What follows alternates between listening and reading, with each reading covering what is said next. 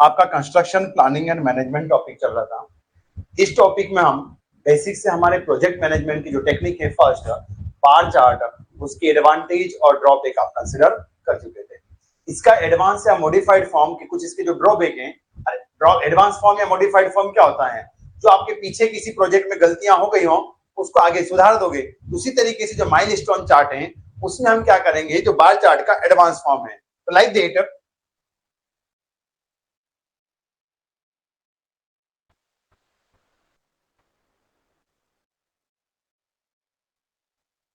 Milestone chart, ये क्या है हमारा? ये modified form of, it's a modified form of bar chart. और इसमें क्या होती है हमारी जो प्रोग्रेस नहीं बता पा रहे थे, आप क्या बता नहीं पा रहे थे? प्रोग्रेस या एक्टिविटी की जो कौन कौन सी एक्टिविटी कंप्लीट हो रही है, या डिग्री ऑफ डिटेल्स नहीं प्रेजेंट कर पा रहा था मैं, डिग्री ऑफ डिटेल्स वो यहां पर मैं शो कर दूंगा। क्लियर है? आपने लिखा है जैसे कि degree of details represented by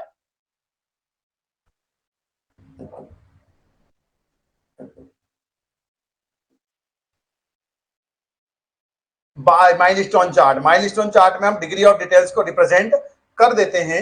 ये आपने यहां पर शो किया था।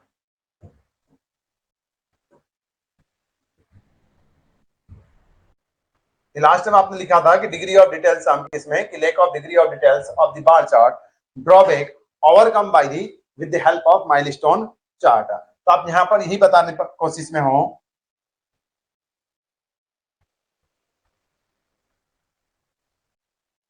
It's modified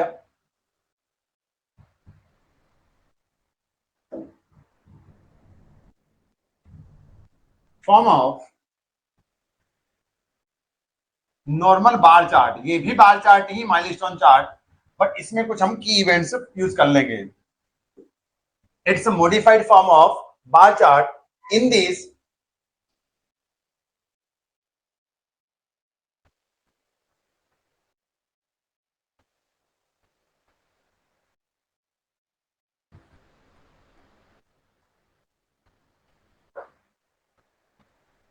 in this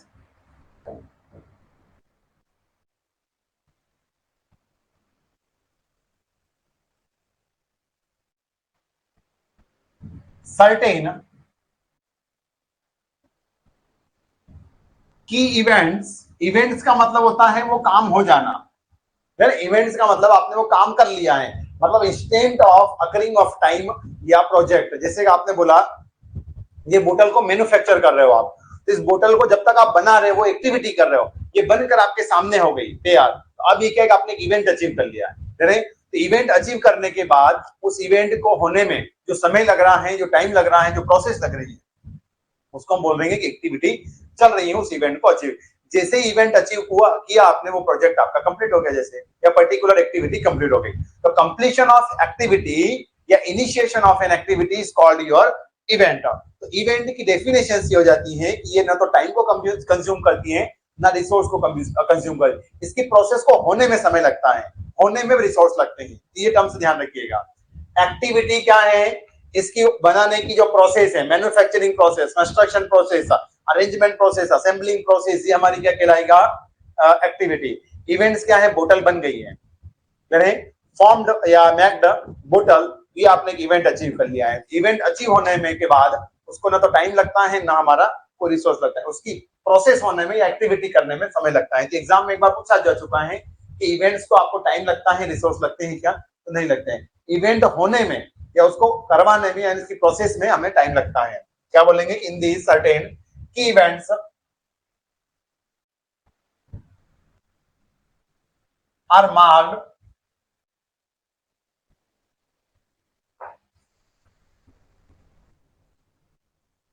on the above of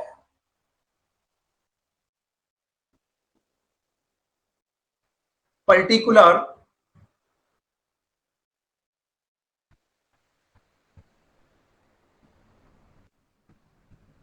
activity bar, that is main activities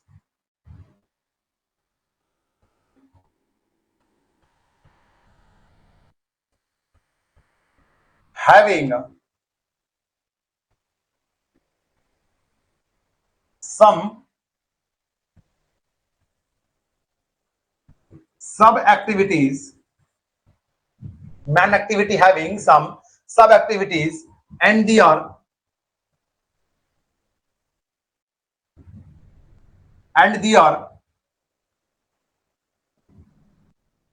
achievement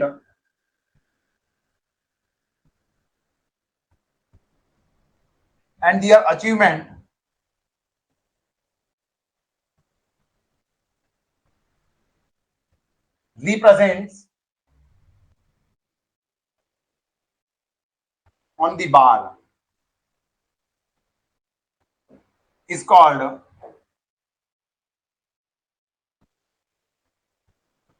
milestone. ऐसा लिख लें, these key events, these achieved key events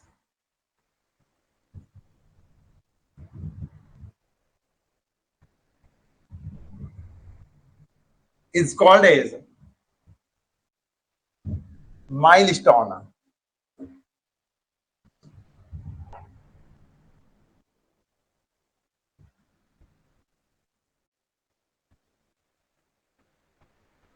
The chart will which will represents the milestone is called milestone chart. जैसे कि मान लीजिए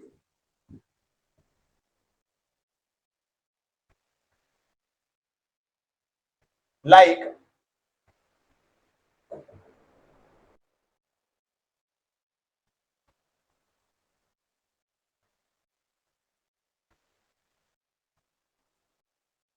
some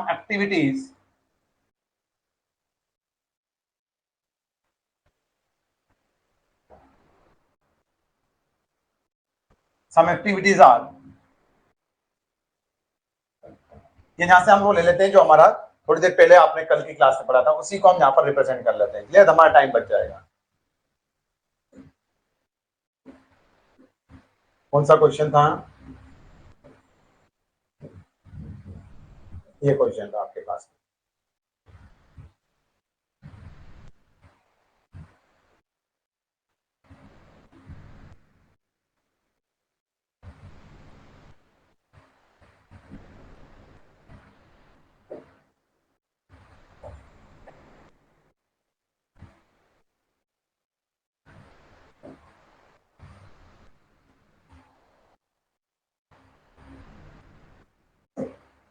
ये आपके पास में जैसे चार्ट है या क्वेश्चन है हमारा, इसमें आपको रिप्रेजेंट करना है। क्लियर है? ये सब कुछ आपको दे रखा है, बेटा कोई इश्यू नहीं है।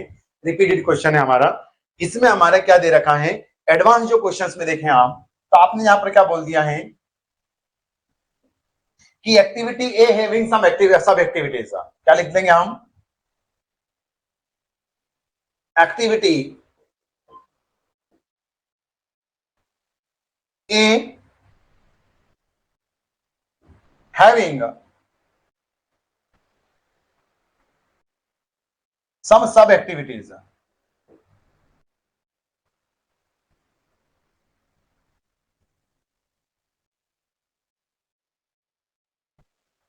like उन सब एक्टिविटीज का क्या नाम दिया है आपने? तो आपने नाम दे दिया जैसे पी, क्यू और आर जैसे हैं। क्लियर है? इसी के थ्रू माइलस्टोन चार्ट प्रिपेयर करना है। Form the milestone chart. Okay, कोई इशू नहीं है। तो आगे हमारा जो दिया हुआ है ये बार चार्ट जैसा ही बनेगा, तो आपने अगेन यही चार्ट बना लिया जैसे।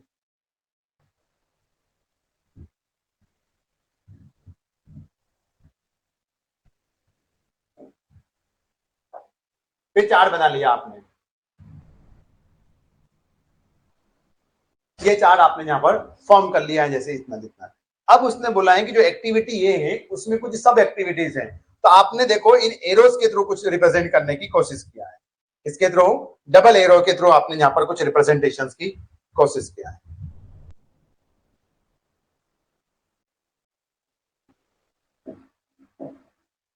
जैसे आपका बीच में कोई एक्टिविटी है कि वो मान लीजिए कि 2 दिन बाद आपका, जैसे इनमें पूरा पाइप सप्लाइंग का काम है जैसे हमारा, तो पाइप सप्लाई कर रहे हो तो पाइप सप्लाई मतलब लेइंग ऑफ पाइपलाइन है, तो लेइंग ऑफ पाइपलाइन में जैसे आपने टेंडर बुलाया तो टेंडर का काम खत्म हो गया, तो टेंडर जैसे आपका कंप्लीट हो गया तो आपने क्या टेंडर की इवेंट अचीव कर लिया। क्लियर। की इवेंट्स की बात करें तो थोड़ा सा अगेन वापस हम जाए वहां पर, तो ये है की इवेंट्स हमारे, जैसे ये एक पूरी एक्टिविटी है कि लेइंग ऑफ पाइपलाइंस, ये है मेन एक्टिविटी। इसकी सब एक्टिविटी की बात करें तो क्या है कि इसी के अंदर आपको इनवाइट टेंडर करना है, फाइनलाइजिंग द बीड करना है, सप्लाइंग द पाइप करना है, and finally laying the pipelines करना है। ये सब एक्टिविटीज है। अब जैसे मान लीजिए कि आपने इनवाइट किया टेंडर और टेंडर आपका अचीव हो गया है, टेंडर अचीव हो गया मतलब फाइनल हो गया, तो आप क्या बोलोगे टेंडर हमारा कंप्लीट हो गया है, जिसको फाइनल करना था वो काम हो गया हमारा, तो टेंडर वाला काम हो गया भाई साहब, तो आप बोलोगे हाँ हो गया कंप्लीट, तो आपने टेंडर वाला काम का एक इवेंट अचीव कर लिया है। ओके, फिर आगे क्या करना है, फाइनलाइजिंग दी बीड्स, तो उसकी बीड वगैरह भी फाइनल कर ली, एग्रीमेंट वगैरह कॉन्ट्रैक्ट जो साइन करना था वो भी आपने साइन कर लिया, तो दूसरा इवेंट ही अचीव कर लिया। तीसरा इवेंट सप्लाइंग दी पाइप, तो जिसको सप्लाई करना थे उसने आपके घर तक या आपके ट्रांसपोर्टेशन या प्रोजेक्ट की लोकेशंस पर आपको पाइप पहुंचा दी है, तो वो सप्लाइंग वाली पाइप जो प्रोसेस थी वो भी हमारा ट्रांसपोर्टेशन वाला काम भी कंप्लीट हो चुका है। तो ये छोटे छोटे इवेंट हम अचीव करते जा रहे हैं। फिर आपने क्या किया, फाइनलाइजिंग लेइंग पाइपलाइन, पाइपलाइन आपको बिछाना थी, बिछा दी, क्या आपने बोल दिया कि यहाँ कल तक काम हो जाएगा, तो कल आपका काम पूरा कंप्लीट हो। तो धीरे धीरे आपने छोटे छोटे इवेंट्स अचीव किया कि 5 तारीख को इसको अचीव किया, 10 को इसको किया, 20-25 तारीख को इसको किया, और फाइनली आपने देखा अगले महीने की 1-2 तारीख तक हमारा होगा, हो जाएगा। तो आप क्या बोलोगे, जो ड्यूरेशन थी उसमें छोटे छोटे इवेंट्स अचीव करते गए। हम यहाँ पर आप यही बता रहे हो जैसे कि जो ए एक्टिविटी है इसकी कुछ सब एक्टिविटीज हैं जिसको नाम दे दिया आपने, जैसे पी क्यू और आर, तो ये कुछ अचीव होती जाएगी, तो आप यहाँ पर बोल दोगे ये अचीव हो चुका है मुझे। तो जैसे आप यहाँ पर किस तरीके से इस एरो के थ्रू रिप्रेजेंट करोगे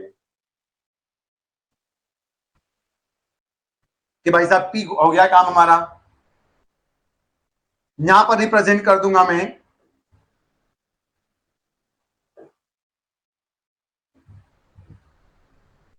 कि ये क्यू रिप्रेजेंट कर दिया, यहां पर रिप्रेजेंट कर देंगे आप कि आर हो गया हमारा।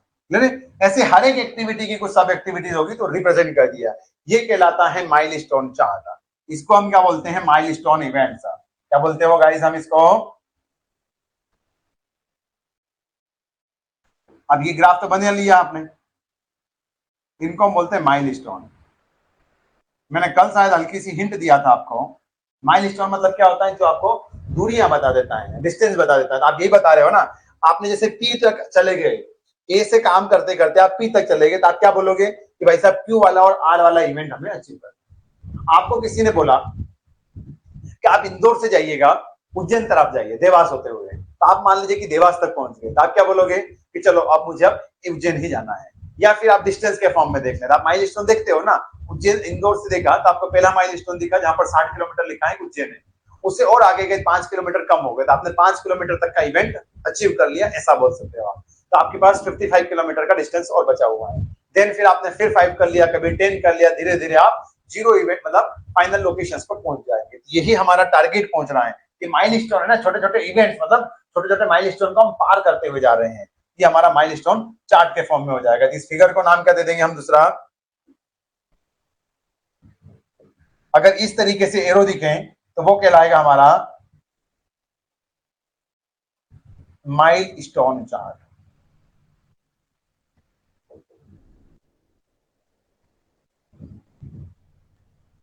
क्या हो रहा है, माइलस्टोन चार्ट।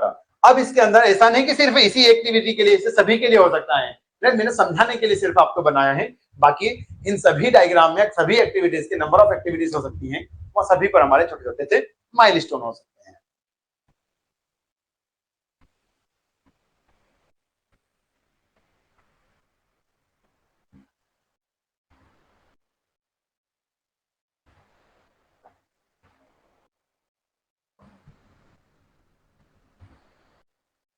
ओके, आगे बढ़े फिर हम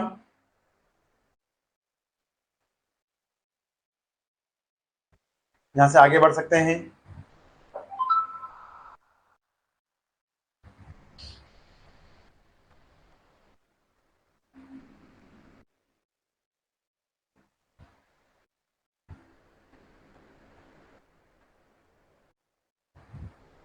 अब इसके कुछ इंपॉर्टेंट पॉइंट्स हैं माइलस्टोन चार्ट के ही, तो हम क्या लिख सकते हैं यहां पर,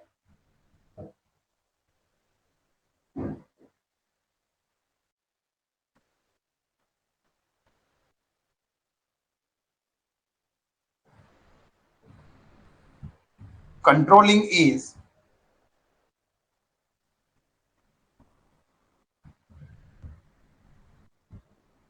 better achieved in milestone chart, क्योंकि हर जगह आपको पॉइंट्स लिखे हुए दिखेंगे वो, क्लियर है। But in these steel,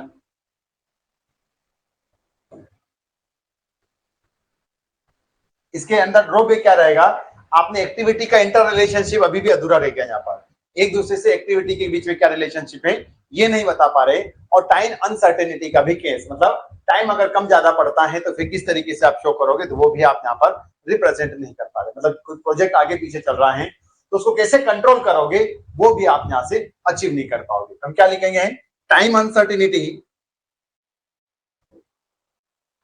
time uncertainty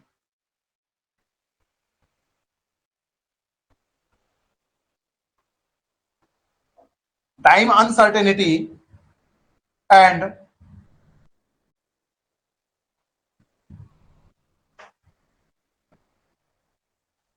activity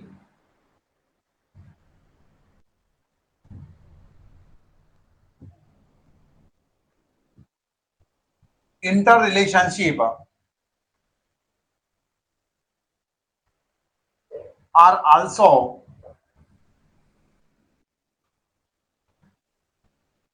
present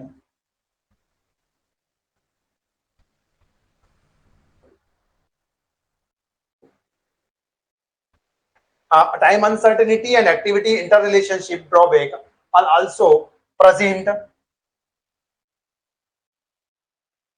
in milestone chart, and these drawbacks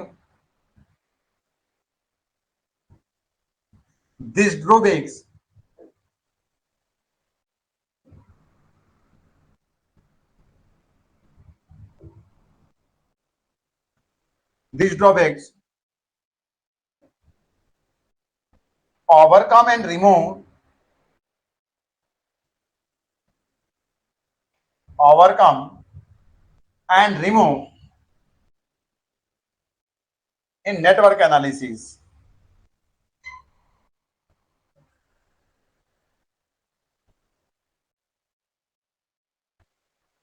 in network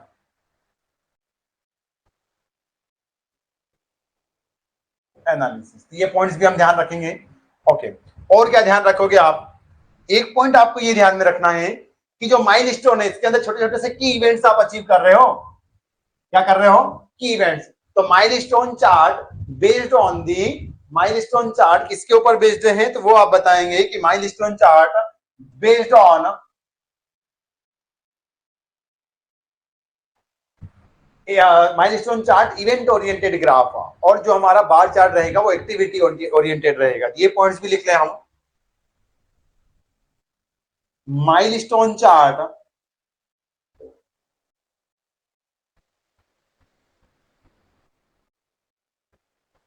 milestone chart event oriented मतलब फोकस रहेगा कि छोटे छोटे से काम होते जाए तो काम अपना पूरा कंप्लीट हो जाएगा, इसको हम बोलते हैं इवेंट ओरिएंटेड। जैसे आपका वैक्सीन बनाना है तो किसी भी तरीके से वैक्सीन आपको अचीव करना है, उसके अंदर क्या कर रहे हो ये नहीं पता हमें, तो कैसे भी करके आपको वैक्सीन मिल जाए, ये होती है कि इवेंट ओरिएंटेड टारगेट। और एक होता है एक्टिविटी ओरिएंटेड टारगेट, यानी कि जैसे आपको बिल्डिंग बनाना है तो आपको बिल्डिंग प्रोजेक्ट है, बट आपने क्या कि आपकी छोटी छोटी जो एक्टिविटीज हैं कि कॉलम बनकर तैयार हो जाए, बीम बनकर तैयार हो जाए, स्लैब बनकर तैयार हो जाए, फुटिंग बनकर तैयार हो जाए, इनकी अचीवमेंट धीरे धीरे अचीव करते जाए तो डायरेक्टली फाइनली हमें आप अपने आप बिल्डिंग बनकर तैयार हो जाएगी। क्लियर है, यहाँ पे जैसे कॉलम अरेंज कर दिए, बीम अरेंज कर दिए, स्लैब अरेंज कर दिए, तो लास्ट में जाकर बिल्डिंग मिल जाएगी हमें। तो हमने क्या बोला, यहाँ पर एक्टिविटी के ऊपर फोकस किया, तो दोनों तरीके के हमारे ग्राफ होते हैं। तो आपने बोला कि milestone chart event oriented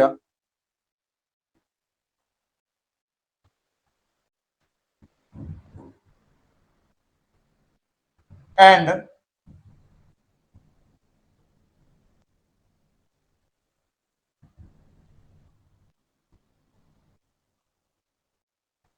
bar chart is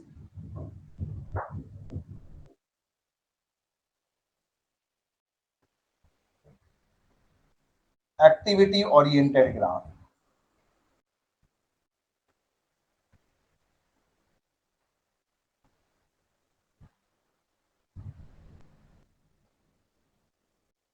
activity oriented graph. Okay, अब आगे बढ़िएगा आप। यहां पर इन्हीं का एक एडवांस फॉर्म आता है हमारा नेटवर्क एनालिसिस। इनके बीच में एक छोटा सा टॉपिक है हमारा वर्क ब्रेकडाउन स्ट्रक्चर, तो वो भी देख लेते हैं। क्यों छोड़े हम, अभी आ जाए क्वेश्चन एक आध बीच में, तो हम ध्यान रखें आपकी जो भी मैनेजमेंट वाली टर्म्स में जाते हैं आप चाहे एमबीए करें या फिर किसी भी एचआर वगैरह टीम में रहे, किसी भी प्रोजेक्ट को मैनेज करें, आप चाहे किसी भी ब्रांच में, इलेक्ट्रिकल, मैकेनिकल, सीएस, यहाँ पर आपको डब्ल्यूबीएस की जरूरत पड़ती है। डब्ल्यूबीएस नाम से पता चल रहा हूँ, वर्क ब्रेकडाउन स्ट्रक्चर। ये सिंपल वे में देखें, आपसे कोई काम करने का बोले तो आप क्या कर देते हो, उस काम को छोटे छोटे से हिस्सों में पार्टली कर सकते हो और फिर इस काम को कंप्लीट करवा सकते हो। जैसे आपको ब्रिज बनाने का काम दिया, आपको मकान बनाने का काम दिया, तो मकान बनाने का काम दिया तो आपने जैसे उसके अंदर छोटे छोटे से पार्ट्स कर दी, एक्सकेवेशन वाली टीम अलग कर दी कि भाई सब पहले एक्सकेवेशन का काम कंप्लीट करके दो, खुदाई वगैरह, फिर आपने फिलिंग का काम करवा दिया, फिर आपने फुटिंग वाली टीम बना ली, फुटिंग का काम कंप्लीट करो फटाफट, देन आपने फिर प्लिंथ लेवल कंप्लीट करवाया, कॉलम फुटिंग, वॉल कंप्लीट करवा। इस तरीके से धीरे धीरे हमने पूरा प्रोजेक्ट को छोटे छोटे से पार्ट्स में डेवलप कर दिया, पार्टली कर दिया, तो उसको हम क्या बोलते हैं, वर्क ब्रेकडाउन स्ट्रक्चर। किसी बड़े स्ट्रक्चर्स को एनालाइज करने में इसका बहुत ज्यादा महत्व है। क्लियर है। सबसे अच्छा हमारा किसी भी देश वगैरह का कभी शासन वगैरह देखें तो वो भी हमारे तरह से वर्क ब्रेकडाउन स्ट्रक्चर ही है।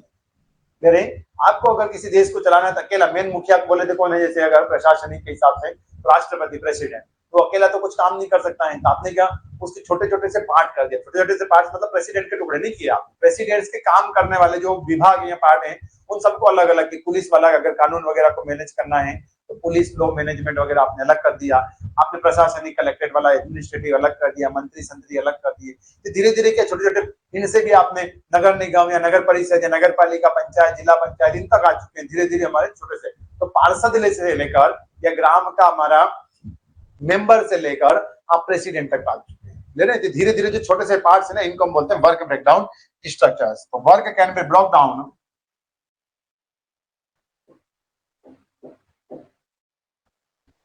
लार्ज प्रोजेक्ट, या फिर इस आपका जो बड़े प्रोजेक्ट्स रहते हैं, big project,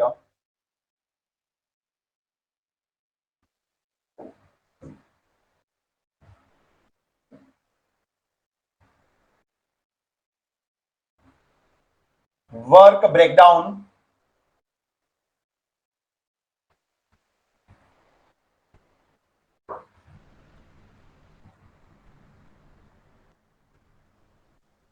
structure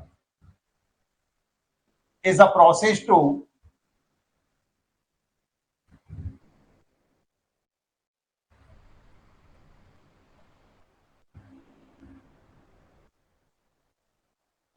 convert a big project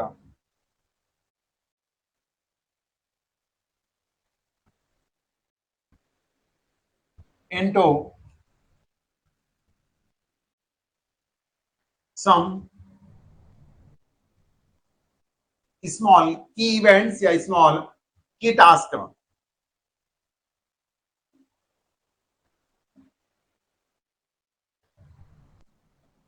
separated या project work breakdown structure is a process to convert या separated a big project into some small task। छोटे छोटे से टास्क में उसको सेग्रीगेट या पार्टली कर लेना।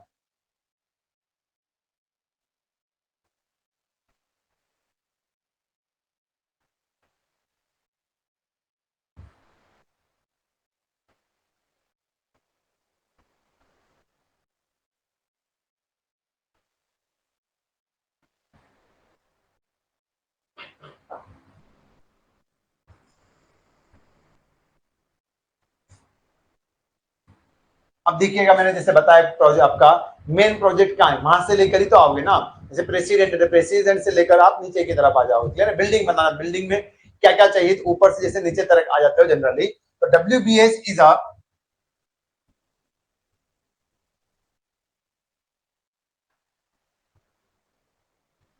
Top down project. टॉप से डाउन तक आप जाते हो छोटे छोटे से पार करते हुए। WPA is a top down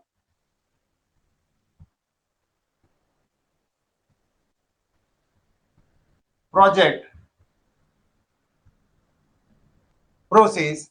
It's a developing, WPA is developing या helping to developing the end product, मतलब आपको एंड में क्या मिलने वाला है ये आपको पता चल जाएगा.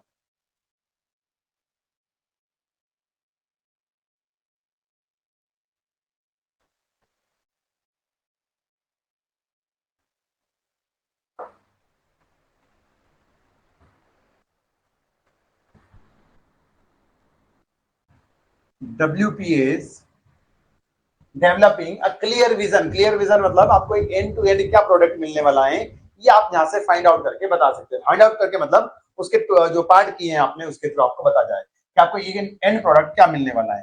तो WPAs developing a clear vision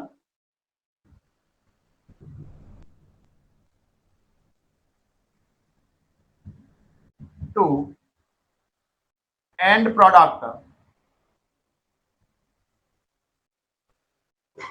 to end product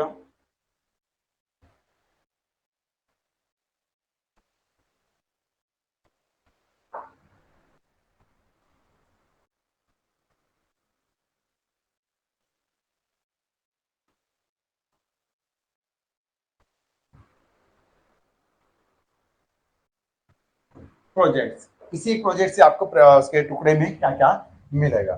जैसे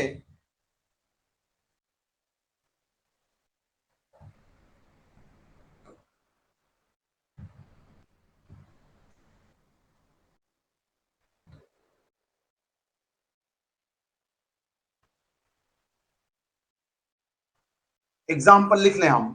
जैसे आपने लिखा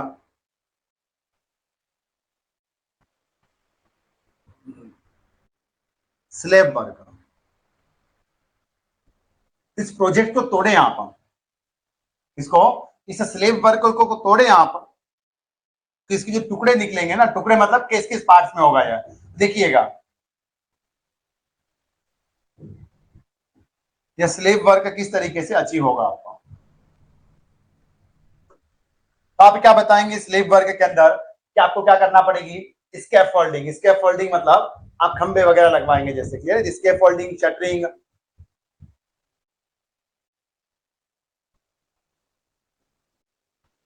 स्कैफोल्डिंग एक प्रोसेस हो जाएगा. वो काम हो जाए तो आपने बोल दिया चलो स्कैफोल्डिंग का काम तो हो गया हमारा. फिर क्या कर दिया आपने, शटरिंग कर दिया, तरापे लगा दिए वहां पर. क्लियर है वो चद्दर. Scaffolding then shuttering.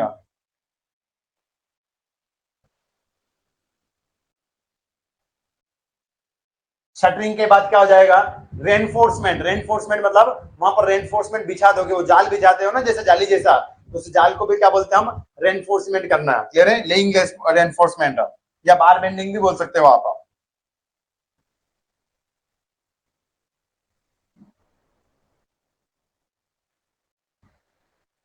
Bar bending and reinforcement मतलब उनको असेंबल करना, काटना वगैरह और वहां पर बिछा देना. ये रेनफोर्समेंट वर्क का.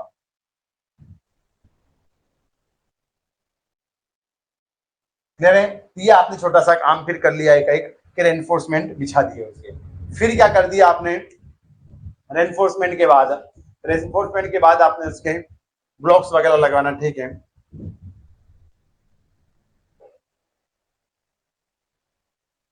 Placing concrete. कंक्रीट डालोगे वहां पर तो प्लेसिंग कंक्रीट. फिर प्लेसिंग के बाद कॉम्पैक्ट भी करना पड़ेगा. तो आप क्या करोगे, कॉम्पैक्टिंग कंक्रीट.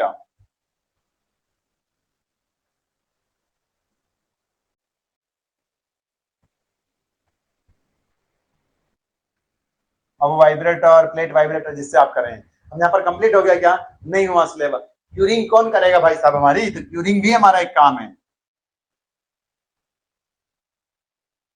तो ये जो प्रोसेस कहलाती है इसको आपने वर्क ब्रेकडाउन मतलब उस काम को तोड़ दिया. देखो तोड़ा ना, नाम क्या बोला आपने, स्लेब वर्क करना है मुझे, मतलब स्लेब का काम करना है. अब स्लेब में क्या क्या करना है स्केप फोल्डिंग उसकी जो बल्लियां वगैरह बोलते हैं जो खंभे लगवाते हैं और लकड़ी के क्लियर है वो लगवाना या स्टील के भी आते हैं आजकल तो वो लगा दिए। शटरिंग मतलब उसके ऊपर जो चादर वगैरह बिछाना है स्लेट करना है या प्लाई वगैरह बिछाते हैं वो आपका शटरिंग। बार बेंडिंग करना then placing concrete compacting and curing.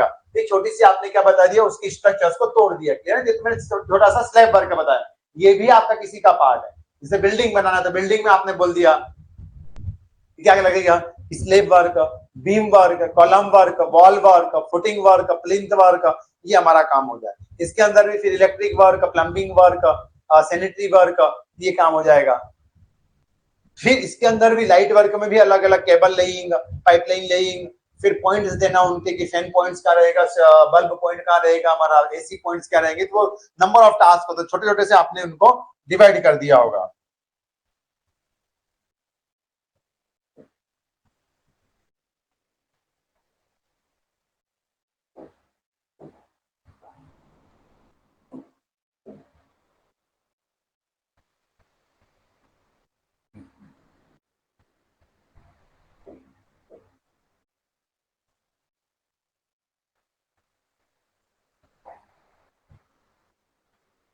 तो इस तरीके से आपने यहाँ पर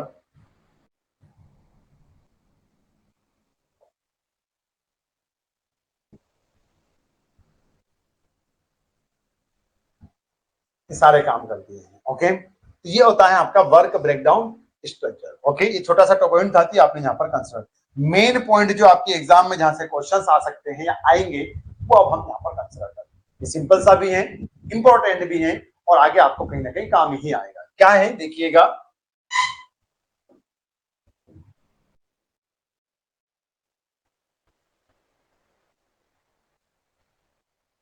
नेटवर्क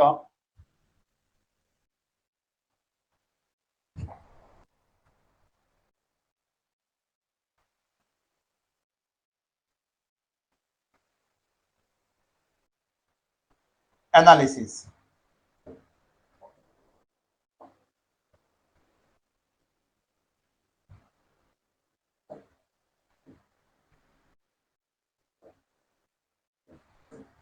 नेटवर्क एनालिसिस क्या है नेट और वर्क काम को नेट के फॉर्म में नेट मतलब जाली होती है क्लियर है। मच्छरदानी से देखिए तो मॉस्किटोज नेट बोलते हैं उसको हम क्लियर है। आपकी स्टील की नेट हो तो स्टील मेश बोलते हैं या स्टील नेट बोलते हैं हम क्लियर है। तो नेट मतलब क्या हो जाता है कोई सा जाल इसका आपके काम का जाल बिछा दिया आपने कि भाई साहब रेनफोर्समेंट करूंगा बिल्डिंग वर्क करूंगा मतलब बिल्डिंग वर्क में रेनफोर्समेंट आप उसके अंदर प्लम्बिंग वर्क अलग करेंगे इलेक्ट्रिक वर्क अलग करेंगे इन सभी को इस तरीके से कनेक्टिविटी प्रोवाइड करते हुए आपने बता दिया कि फाइनली मुझे एक काम अचीव होता जाएगा। ये हमने क्या बता दिया एक जाल बिछा दिया इस टास्क का। तो जाल को ही हम क्या बोलेंगे यहाँ पर नेटवर्क एनालिसिस। तो नेटवर्क को एनालाइज करना to use this network for analysis purpose like to know the time for completion time for particular activity completion and time for completion for project and cost for completion of the project मतलब project की completion cost कितनी रहेगी वो एक estimated cost हमें बताना है। तो किसके थ्रू इस एक्टिविटी के थ्रू जैसे आप एक छोटे से कॉलम को बनाने की कितनी कॉस्ट आएगी एक बीम को बनाने की कॉस्ट कितनी आएगी सारी कॉस्ट को ऐड कर ले तो आप उस प्रोजेक्ट की कॉस्ट बता सकते हैं। इस बिल्डिंग इस प्रोजेक्ट्स में इसको मैन्युफैक्चर की यूनिट कितनी आएगी ट्रांसपोर्टेशन कितना मटेरियल रॉ मटेरियल कितना लगेगा इसका इसकी लेबर कॉस्ट कितनी लगेगी सारी कॉस्ट जोड़ देता आपको इस टोटल की कॉस्ट आ जाएगी। उसी तरीके से हमारा नेटवर्क एनालिसिस कॉस्ट निकालने में भी काम आता है।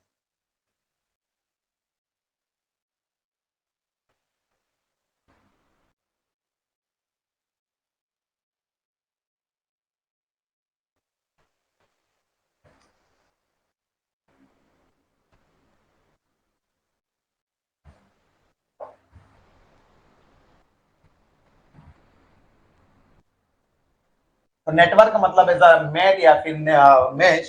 अब यहाँ पर देखिएगा एक नेट बनाने के लिए जाल बनाने के लिए आपको किस किस की जरूरत पड़ती है। देखो एक तो लाइन की जरूरत मतलब नंबर ऑफ थ्रेड्स जैसे धागे से बनाया आप तो क्या लगेगा एक तो थ्रेड्स और इनको बांधने के लिए आपको नोड की जरूरत पड़ेगी।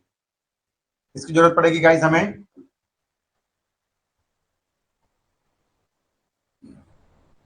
इन नोड्स की जरूरत पड़ेगी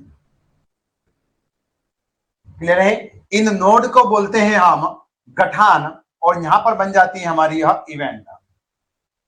नॉर्मल क्या बन जाती हैं, इवेंट या टास्क वगैरह बन जाएगा आगे।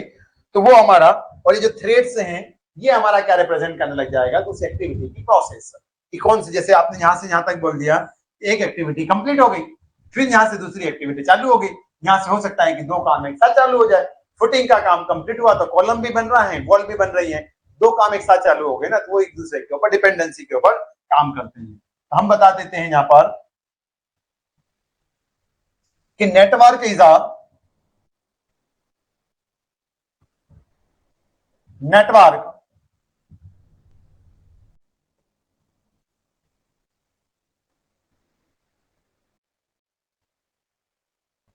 is the graphical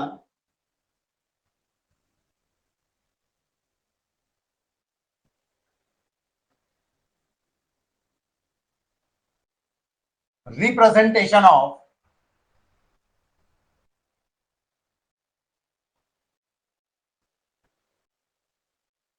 project activity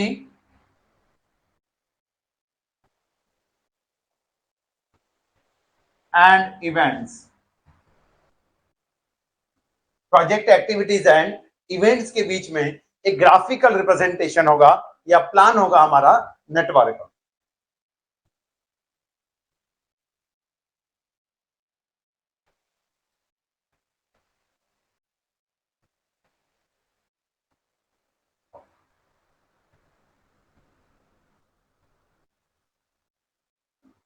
this is a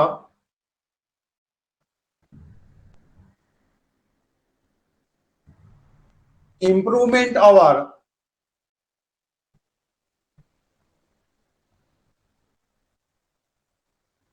bar and milestone chart।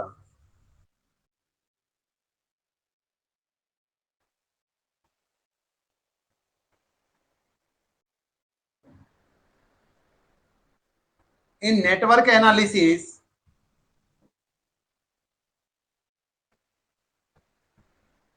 all the drawbacks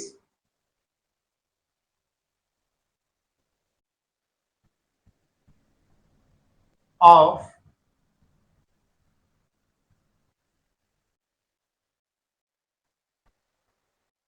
bar chart are removed। इसमें आप कर सकते हो या कर देंगे,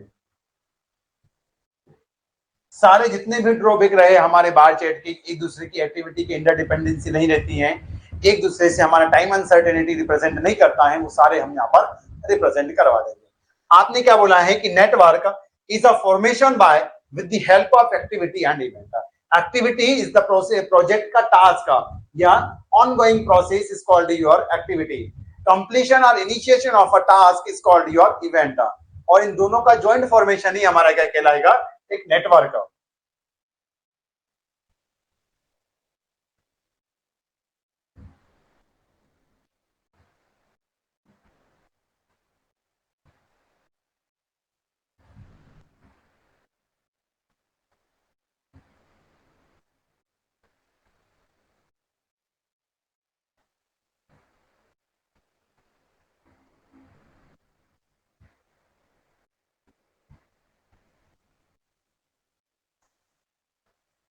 और क्या बोले आपस में, इसके एडवांटेजेस देखें आप, अगर जैसे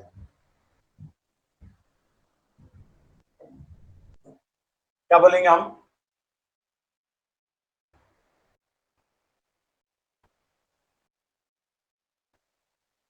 एडवांटेजेस ऑफ नेटवर्क एनालिसिस। तो इसका एडवांटेज तो आपको पता ही है, क्या एडवांटेज है कि in this activity inter relationship and interdependency will be easily represented. Big project and for complicated project it also useful. और इसमें टाइम और कॉस्ट दोनों हम फाइंड आउट कर सकते हैं। ये हमारे इसके बेनिफिट्स या फायदे हैं, तो आप गिनाते रहिए उनको।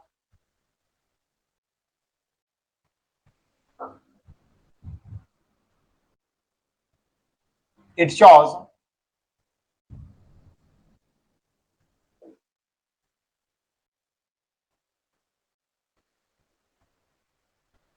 activity interrelationship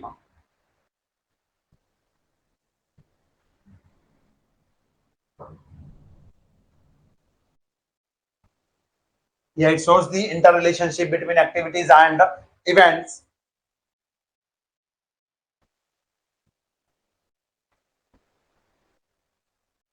ये ऐसा लिख लें इसके अंदर, ऐसा लिख लें हम.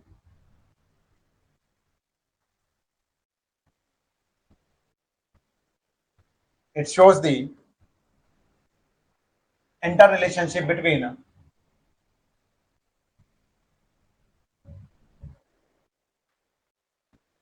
various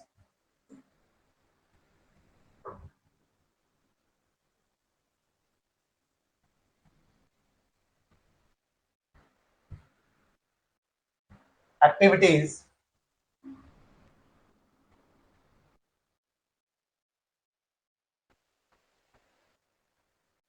and events.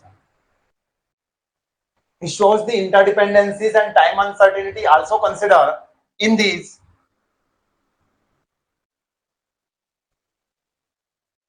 Time uncertainty.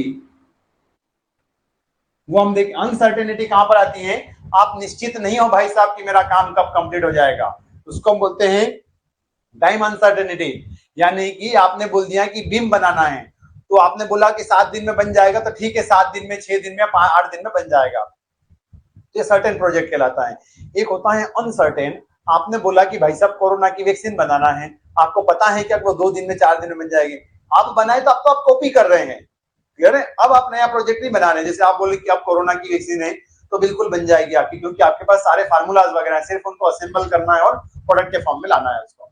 नई बार फर्स्ट में लाए, आपको पता था क्या कि वो 6 महीने में, 7 महीने में, 8 महीने में, साल भर में आ जाएगी, क्लियर है. इसको बोलते हैं टाइम अनसर्टेनिटी. मतलब आप निश्चित नहीं है कि जो आप प्रोजेक्ट चाह रहे हैं वो 4 महीने में या 4 दिन में कंप्लीट होगा, क्योंकि हो सकता है कि आपने 4 महीने प्रोसेस की और वो फेल हो गया, तब फिर क्या करोगे. रिसर्च एंड डेवलपमेंट में यही होता है ना. आपने मिसाइल बनाई, हाँ, आपने मिसाइल बनाई कि आपको जाना है मून के ऊपर या फिर आपके मार्स प्लेनेट पर, घर मार्स मंगल ग्रह पर जाना है, तो वहां पर आप गए और वहां पर जाने के लिए आपने प्लेनेट का लिए मिसाइल ड्रॉ किया, मिसाइल आपने वहां से स्किप करवाया, वो फेल हो गया. फिर क्या हुआ, आपने साल भर किया था मान लो, फिर एक साल जो चाहिए था वो नहीं मिला, फेल हो गया, फिर वही शुरू से प्रोसेस करेंगे.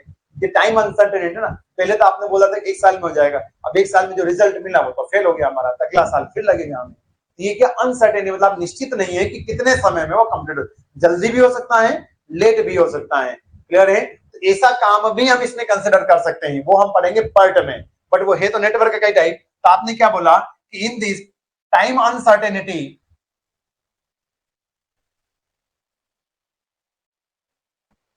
ऑफ प्रोजेक्ट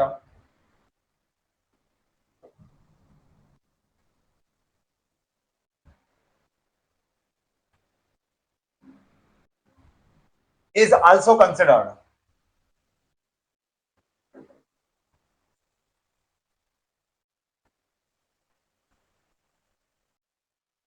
ये मैं एग्जांपल में लिख रहा हूं, बाय पर्ट एनालिसिस. जब आप पढ़ेंगे ना इसमें टाइम अनसर्टेनिटी और ये प्रोबेबिलिटी वाली टर्म्स, तो आपको इजीली क्लियर हो जाएगा जब वहां पर पढ़ेंगे. तो अभी मैं यहाँ पर सिर्फ लिख रहा हूं, जब वापस रिवाइज करें एक बार इसको खोल कर देखिएगा. आज भी मैं बता रहा हूँ, अभी मैं नहीं समझा रहा हूँ आपको, क्लियर है, क्योंकि उस टॉपिक का पार्ट है और वहां पर आपको इजीली प्रोबेबिलिटी पढ़ेंगे हम. और प्रोबेबिलिटी का मतलब होता है संभावना, तो प्रोबेबिलिटी वाला टॉपिक भी हमारा आएगा इसके अंदर, तो ध्यान से देखिएगा. तो आप क्या बोल रहे हैं कि by part analysis, by part analysis in this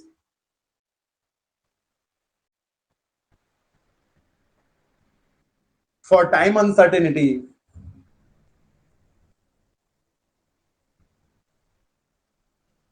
for time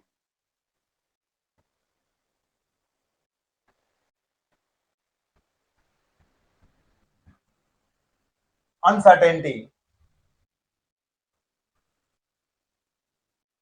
3 time estimates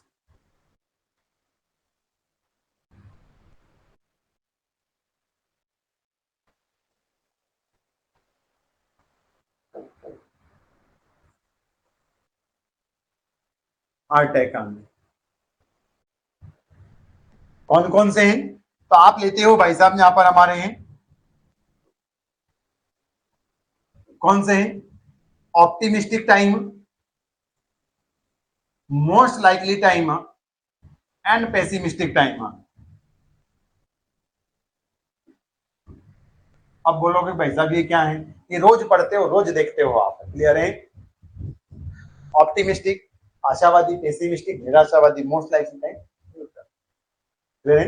सब कुछ आपके अगर फेवर में हो और उस टाइम आप जो काम करें तो जल्दी हो सकता है, अपने डिजायर्ड टाइम से भी पहले हो सकता है, क्लियर है। और अगर आपका सब कुछ अनफेवर में हो, क्लियर है, आप बोलते हो ना जैसे अरे यार मेरे पास सारी सुख सुविधाएं होती तो मैं जल्दी एग्जाम निकाल लेता।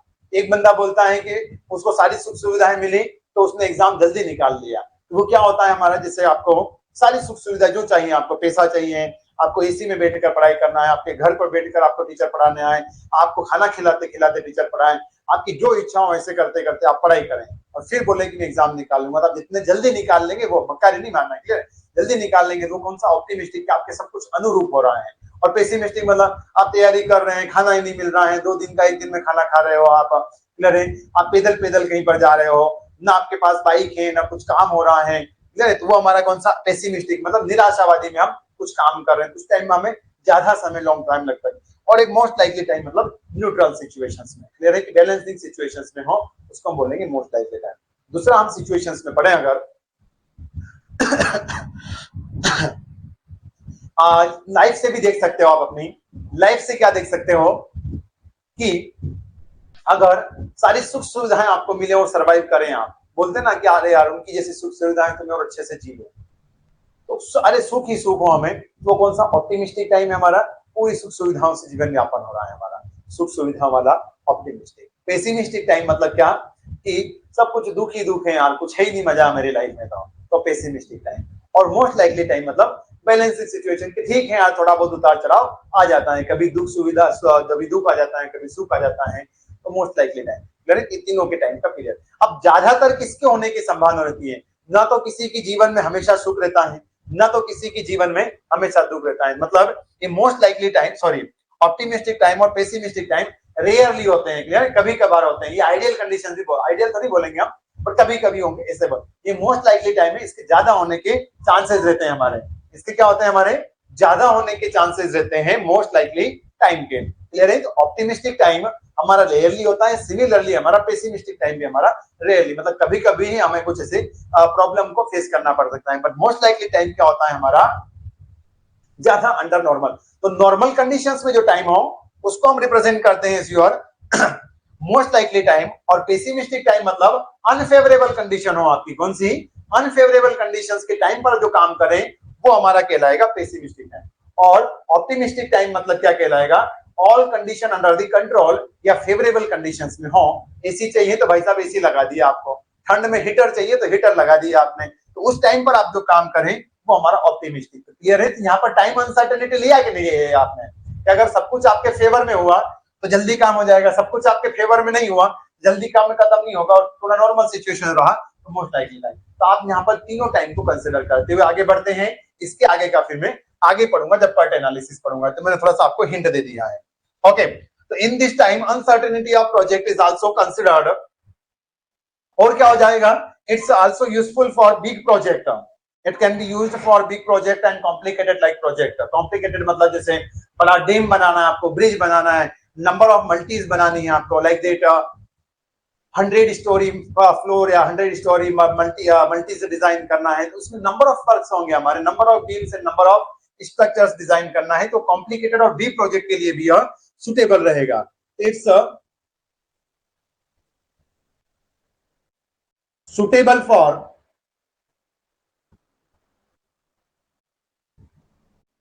Big and complicated project.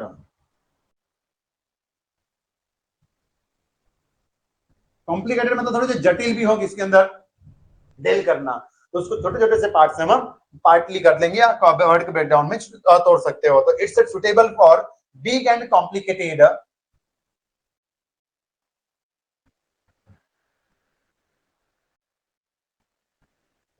Projects. Okay, तो ये यहां पर भी आपका सुटेबल हो चुका है।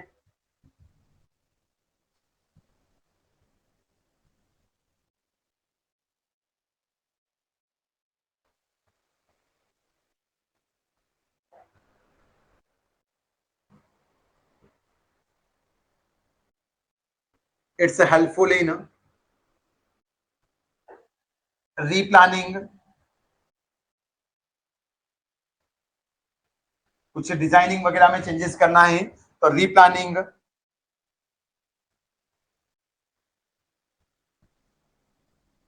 Rescheduling. It also, yeah, it's helpful in replanning, rescheduling, and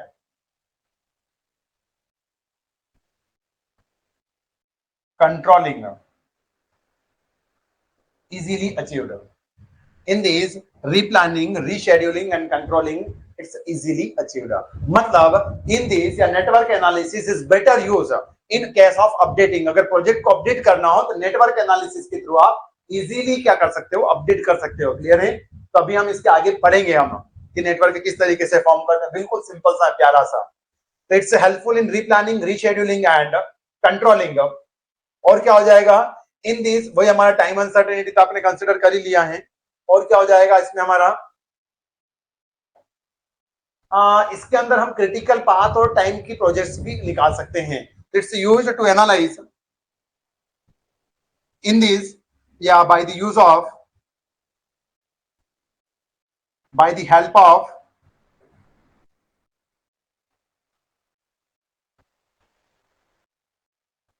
network,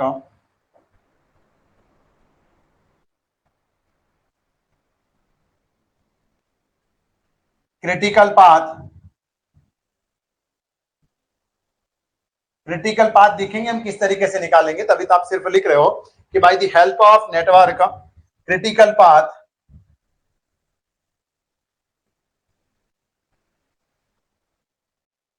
is easily find out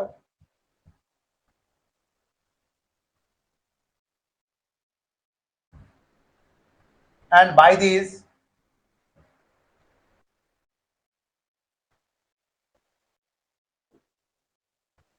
time of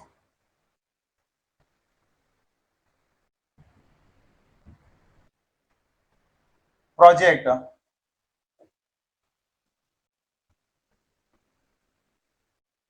is also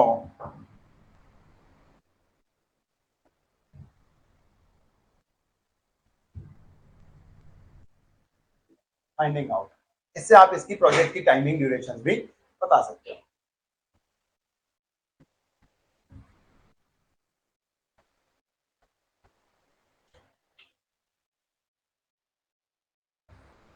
अब जो नेटवर्क डायग्राम्स होते हैं हमारे, network analysis can be done in two ways.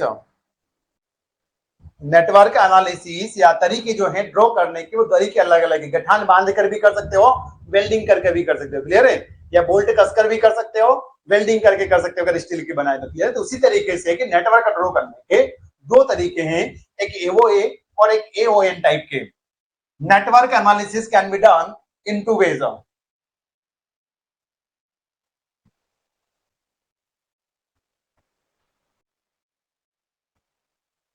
Type of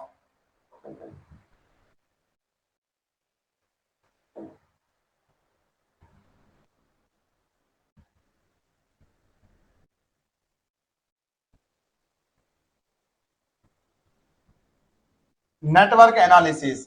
यहां पर type of network analysis में देखें हम,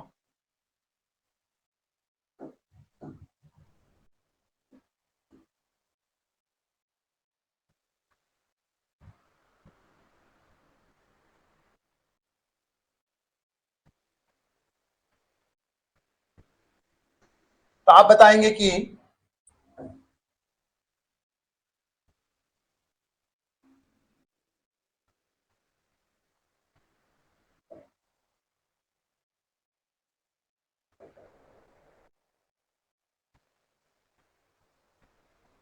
एओए या इसी को हम बोलते हैं AON, activity on node, activity on arrow.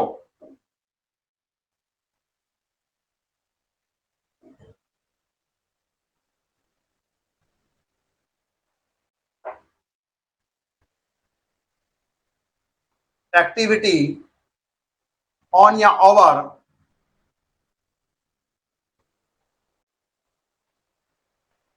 Arrow, और ये हो जाएगा हमारा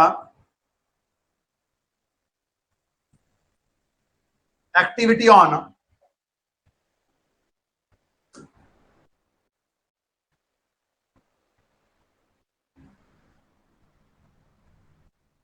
नोड। इसी को हम एरो डायग्राम, इसी को हम प्रेसिडेंस डायग्राम बोलते हैं। प्रेसिडेंस मतलब पीछे के टर्म्स पर वो वर्कआउट करता है।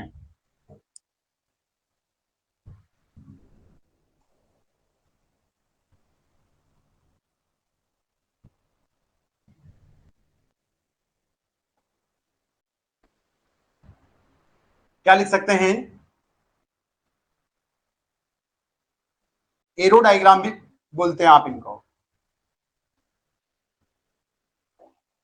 इनको हम प्रेसिडेंस डायग्राम भी बोलते हैं। ये बनाना सीखेंगे दोनों आप। प्रेसिडेंस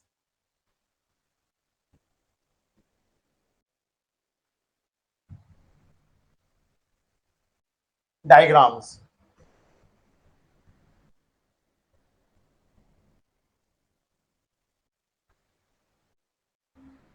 ये हमारे हो जाएंगे classification. Activity on arrow means activity represented on arrow and events represented on node। यहाँ पर एक्टिविटी ऑन नोड मतलब यहाँ पर जो इवेंट रहेगी, सॉरी एक्टिविटी रहेगी, वो नोड के ऊपर रिप्रेजेंट करूंगा, और इवेंट है does not have any places. इसका मतलब क्या हो जाएगा कि इसके अंदर लिख लूंगा मैं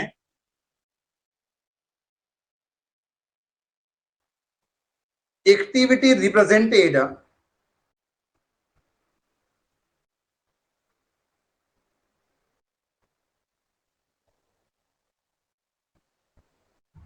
ऑन एरो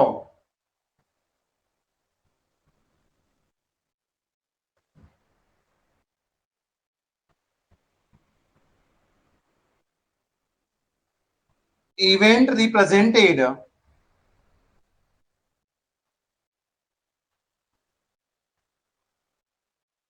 on node, उनका कंप्लीशन टाइम। ये एक्टिविटी और इवेंट्स को भी डिफाइन करेंगे अब हम। यहां पर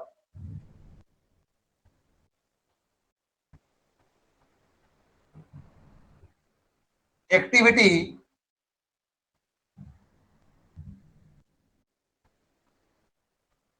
represented on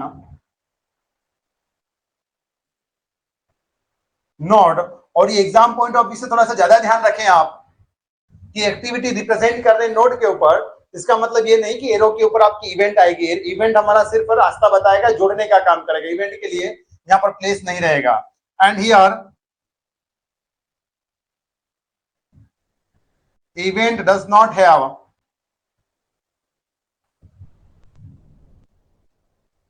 any place. Event के लिए जगह ही नहीं बची हमारे पास। इवेंट के लिए क्या नहीं बची आपके पास में? जगह ही नहीं बची है। ये जैसे आपका एरो है, जैसे एरो के थ्रू आप रिप्रेजेंट करने की बात कर रहे हो, और बात करें आप नोड की, कि नोड हमारा ऐसे हो सकते हैं, सर्कुलर शेप में हो सकता है,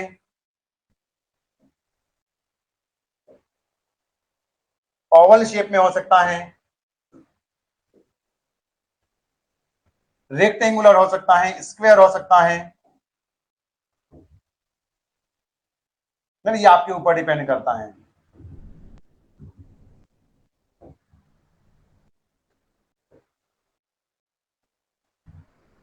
ये नोड की बात कर रहे हो।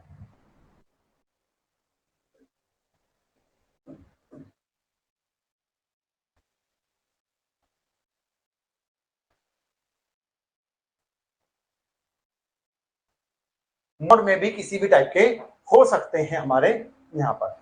तो ये टर्म्स भी क्लियर हो गए।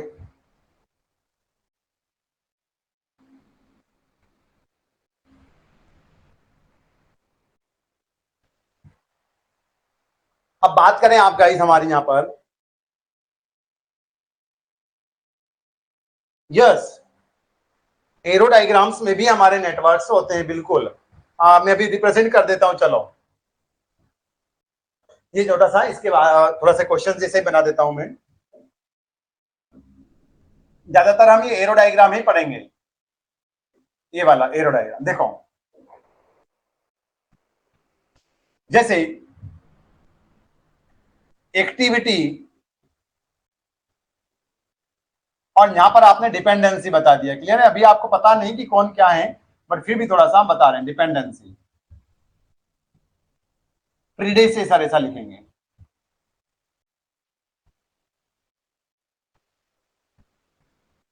जैसे एग्जाम्पल के हो मैं बता रहा हूं मैं, जैसे एक्टिविटी ए है, बी है, सी है, डी है और ई, बस इतना ही ले लें हम। तो प्रीडेसेसर एक्टिविटी मतलब इस एक्टिविटी का पीछे वाला हिस्सा कौन है, आप तो इतना माने कि इसका पूर्वज कौन है, इसके पिताजी कौन है। तो आपने बोल दिया कि इसका पूर्वज कोई नहीं है, ये हो गया मुखिया आपका। आपने बोल दिया कि पी का प्रीडेसेसर जो है वो ए है, सी का प्रीडेसेसर है वो बी है मान लो, डी का प्रीडेसेसर है तो वो आपने बोल दिया बी और सी दोनों हैं, बी हो गया ना।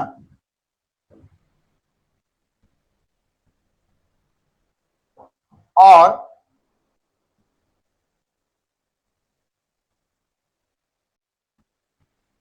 ई का पूछ रहा है आपसे, ये यहां पर ऐसा लिख सकता थोड़ा सा, जैसे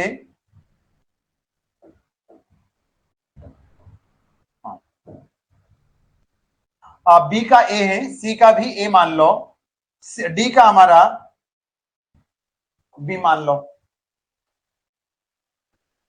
और ई का ए और बी मान लो।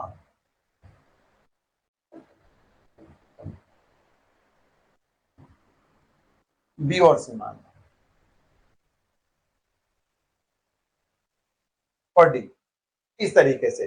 तो अब कैसे रिप्रेजेंट करेंगे, ये है एक्टिविटी, यानी इनकी शुरुआत कहां से हुई। तो सबसे पहले आप देखो एक्टिविटी कौन शुरू हो रही होगी हमारी,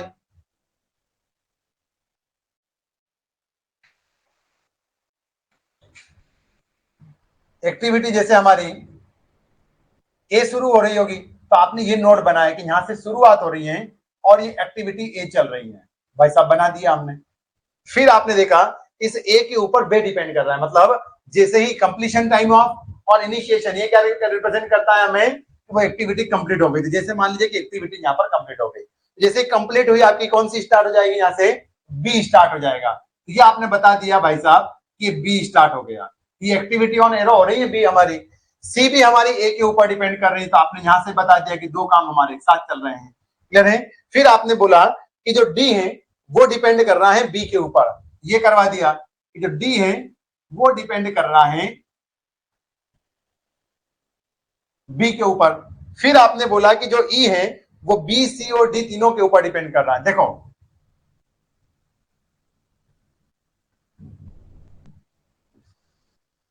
अब आप इसको देखें तो ये वाला जो पॉइंट्स हैं, यहां से अगर आप ई निकालें और या कंप्लीट करवा दें, तो अब इसका अरेंजमेंट थोड़ा सा इधर उधर कर सकते हैं हम। जैसे डी मैंने इधर निकाला, आप ऐसे भी निकाल सकते थे इसको। क्लियर? और इनडायरेक्टली ई हमारा बी के ऊपर भी डिपेंड कर ही रहा है, तो आप इसको भी जैसे बोल ही सकते हो कि बी के ऊपर भी डिपेंड कर रहा है। ये होता है हमारा डायग्राम। इसको हम बोलते हैं कि ये देखो नोड है और ये एरो, एक्टिविटी इन दोनों की प्रोसेस बता दिया।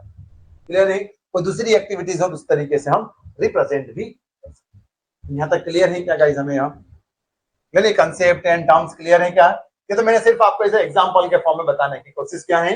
अगली या नेक्स्ट क्लासेस में हम बिल्कुल प्यारे तरीके से सीखेंगे, तो आपको कोई दिक्कत ही नहीं होगी।